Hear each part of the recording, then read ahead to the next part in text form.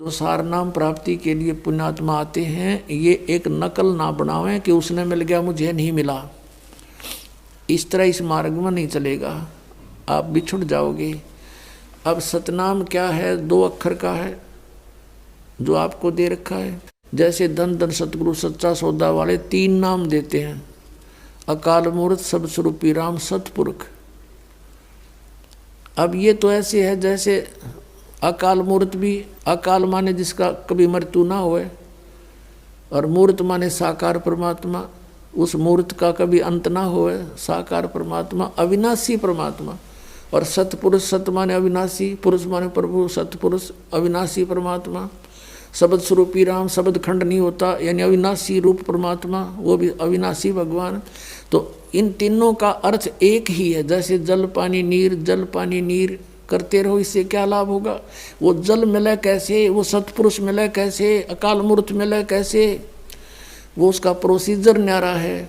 जैसे hand pump लगाना पड़ता है जल प्राप्ति के लिए, तो सतनाम का 2 अक्षर का काम तो बोकी मारने का और पाइप नीचे ले जाने का, इतना समझो। और इसके बिना सार नाम काम नहीं करे, और सार नाम के बिना या बोकी काम नहीं करे। पानी तक पहुंच भी गई, जल तक। और एंड पंप यू सार नाम है ऊपर, वो मशीन बना बांध कर ऐसे घुमाते हैं, वो भी जाप करने का है, उसकी भी अभ्यास करना है। तो ये सारा कुछ मिलकर तीनों 2 अक्षर का काम समझ लो। पानी तक पहुंच गए, जल तक पहुंच गए। जल तक पहुंचने के बाद फिर हैंड पंप लगाना अनिवार्य है ना, उस बिना भी व्यर्थ है, वो सारी मेहनत व्यर्थ गई। और हैंड पंप उस समय लगेगा जब आपका वो पाइप जल तक पहुंच चुका होगा, उससे पहले लगाया नहीं जा सकता। तो जितनी आप साधना करते रहोगे मर्यादा में रहकर, तब आप उस निकट पहुंचोगे, उस स्थान पे जहां जल है। और फिर ये सार नाम एक हैंडपंप, ऊपर मशीन बांधनी है, वो तो बहुत बाद की बातें हैं। और जब तक वो नहीं होगी, कोई कहता लगा दे मशीन मेरे ना हैंडपंप के, मिस्त्री मना करेगा कि अभी जल तक पहुंचा नहीं है, तो मूर्ख होगा जो नहीं कहा तो लगा दे मेरा हैंडपंप, देखी जाएगी। फिर क्या देखेगा, उसमें घुमाया जाना, उसको कुछ भी नहीं आना उसमें। तो पुण्यात्मा, जब ये दास उचित समझेगा कि आप कि इस 2 मंत्र के अक्षर की कमाई पूरी होगी है, तभी सार नाम दिया जाएगा, तभी वो काम करेगा। वैसे दे भी दूंगा तो जपे जाइए, कोई लाभ नहीं। तो इसमें जल्दी नहीं मचावे। आपके लिए है यू दास ने, और क्या काम करना। यूनिवर्सिटी खोल ली है तो सर्टिफिकेट भी, डिग्री भी आपको देनी ही देनी है, पर जो फेल हो गया उसने क्यों कर देंगे। तो पास होने योग्य प्रयत्न करो, और सबको मिलेगा भी, क्या कोई बात, 2 दिन पीछे मिल जाएगा। परमात्मा कहते माला तो कर में फिरे, और जीव फिरे मुख माही, और मंत्र तेरा कहीं और घूम रहा, ये तो सुमण नहीं। 108 मंत्र आपको बताए जाते हैं, ज़्यादा भी कर सकते हो, कोई बात नहीं। और किसी दिन कम भी रह जाता, चिंतित नहीं होना चाहिए, क्योंकि परमात्मा को पता है काल ने यू एजेंट छोड़ रखा मन,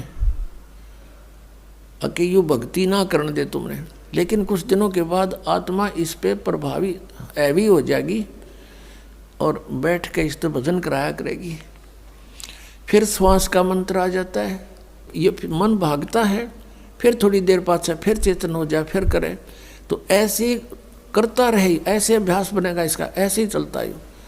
और कुछ दिनों के बाद आपको रात्रि में भी, स्वप्न में भी आपका सिमरण शुरू हो जाया करेगा, सोते सोते, सोते सोते, श्वास उस श्वास से।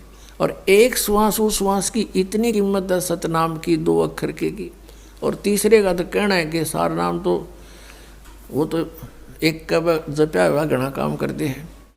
तो इतने धनी बन जाओगे आप इस भक्ति से।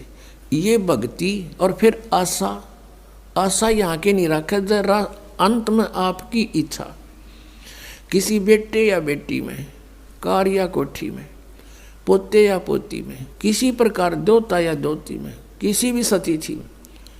मान लीजिए आप वृद्ध होगे और उधर से आपकी बेटी विधवा होगी, तो आपके साथ काल नहीं हो और एक जाल कर, बेटी वही विधवा होगी जो नाम तो दूर होगी, अगर बेटी भी नाम ले रही होगी तो नहीं हो सकती उकसुक, गारंटीड बात है।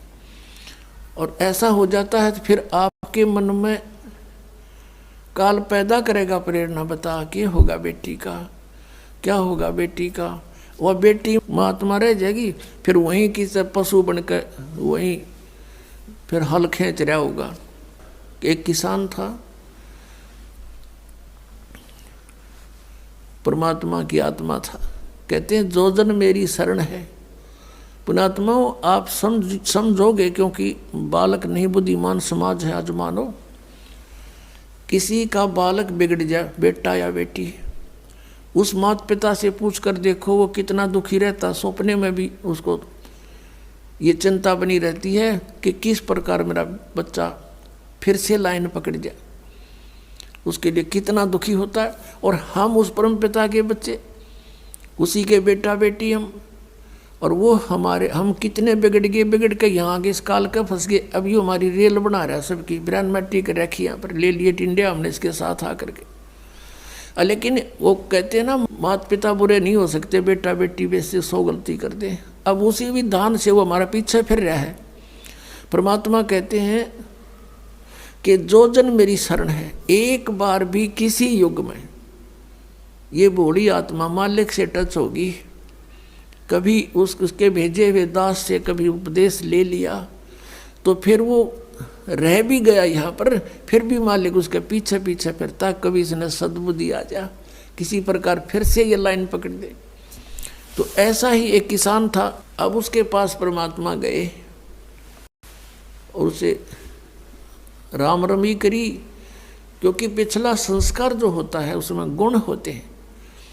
उस किसान ने कहा आओ महाराज, आओ बैठो, भोजन पाओ महाराज, दूध लाओ रे तेरे चाचा महाराज खातिर दूध लाओ। बहुत सेवा करी। अब परमात्मा ने कहा भक्त, कहा चौधरी साहब कुछ भक्ति भी कराया करो। बोला जी भक्ति करा हम खूब। क्या करते हो? शिव जी भगवान का जल चढ़ा दिया और श्याम जी की पूजा करते हैं। 8 ने पूड़े तार लिया, 2 ने खीर बना ले, और कभी कभी गंगा स्नान भी करके आते हैं। परमात्मा लगे उन्हें समझाण, काफ़ी देर तक सत्संग किया, समझाया। अब पुण्यात्मा थी, काफ़ी प्रेरित हुआ। अक महाराज बात तो सच्ची कहो तुम। कहा फिर उपदेश ले लो भाई। अकना अभी नहीं, अभी तो बालक छोटे छोटे हैं, इनको कुछ इनकी विवाह कर दूं और ये काम संभालने जोगे हो जा महाराज जी, फिर पक्का नाम ले लूँगा। परमात्मा चले गए, साधु रूप में थे।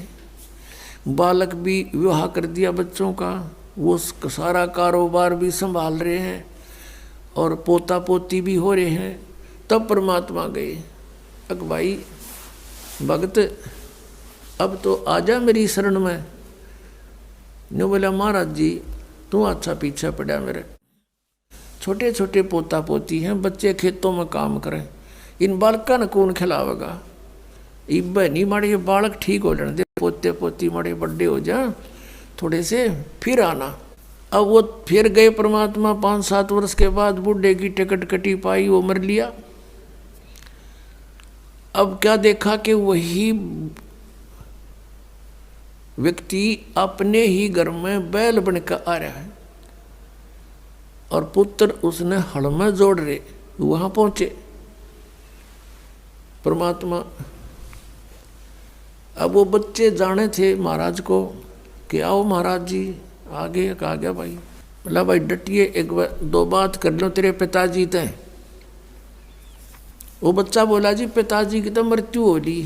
बोला भाई वो परमात्मा बोले मुझे मालूम है।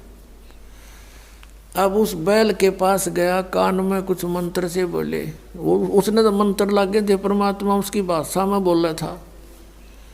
तो बैल ने अंदर से बोल तो वो नहीं सके था, अंदर की भाषा भी जानते हैं मालिक। अब उसने कहा बाबा, परमात्मा ने कहा रहा ईब तो आ जा मेरी शरण में, तेरा यो शरीर छुटवा दूंगा यहीं पर और तुझे मनुष्य जन्म दिवा दूंगा। तो नो कह महाराज जी तू जा अपना काम करे। अब मेरी जगह पर कोई और बैल आ गया, काम ठीक ना करेगा तो मेरे बड़का का टोटा नहीं हो जाएगा। अब परमात्मा चले गए, भाई ठीक है। कुछ दिनों के बाद क्या हो गया कि वो वो बैल वाला शरीर भी छूटना ही था, कभी ना कभी मृत्यु होगी। फिर वो बन गया सर्प। अब सांप बन के इसको याद आती है कि कुछ पैसे जब दबा रखे हैं मैंने, धन पहले जमीन में छुपा दिया करते, चोरी के डरते हैं। चांदी के सिक्के, सोने के जेवरात, आभूषण जमीन में दाब दिया करते। बूढ़ा मर जा बतान पावे कोई नहीं, फिर वो सर्प बन के आया करे ना, रह गए उड़ा डो गए हमारा सर्प आवे है। वो सर्प थारा है कि में लग गया होगा पिछला संस्कारी को, दाब रहा होगा 500-200 रुपये की तक कूण में, उन्हें ढूंढता फिर। अब वो सर्प बन के आ गया।